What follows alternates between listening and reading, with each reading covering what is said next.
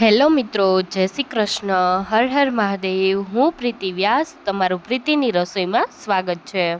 આજે આપણે બનાવીશું મુઠિયા ઢોકળા, જે એકદમ અલગ અને સરસ બનશે.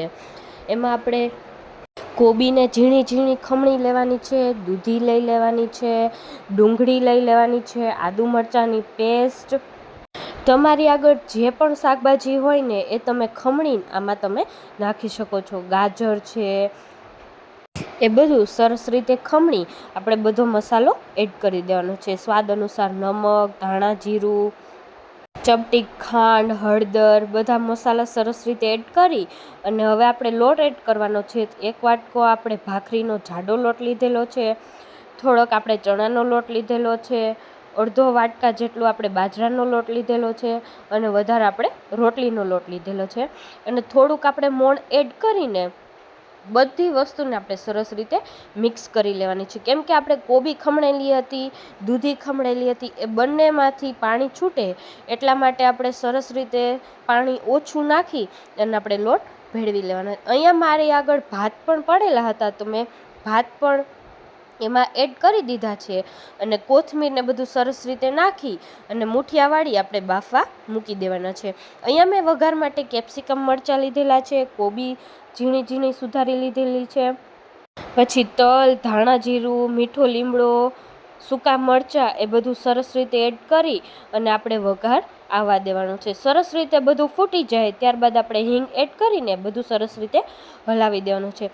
ત્યારબાદ આપણે જે બધું સમારેલું હતું, ડુંગળી છે, કોબી છે, કેપ્સિકમ મરચાં છે, એ બધું એમાં નાખી સરસ રીતે આપણે કકડાવી દેવાનું છે.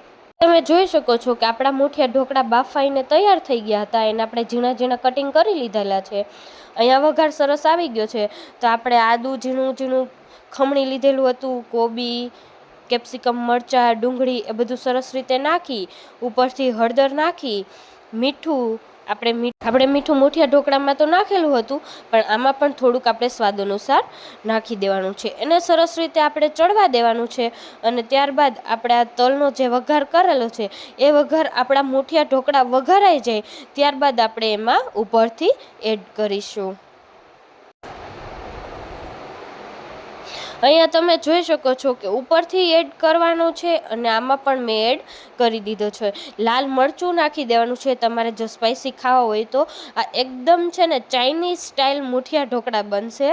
આપણે અહીંયા ચપટી ખાંડ એડ કરી દીધી છે એટલે તીખો મીઠો મસ્ત સ્વાદ આવે. અને મુઠિયા ઢોકળા નાખી અને સરસ રીતે આપણે હલાવી લેવાના છે અને થોડી વાર ચડવા દેવાના છે. ત્યારબાદ તમે ખાવામાં લઈ શકો છો. વધેલા ભાતનો બપોરે આપણે જે ભાત બનાવેલા હોય એ ભાતનો પણ મેં ઉપયોગ કરી અને મુઠિયા ઢોકળામાં લોટમાં નાખી દીધેલો હતો.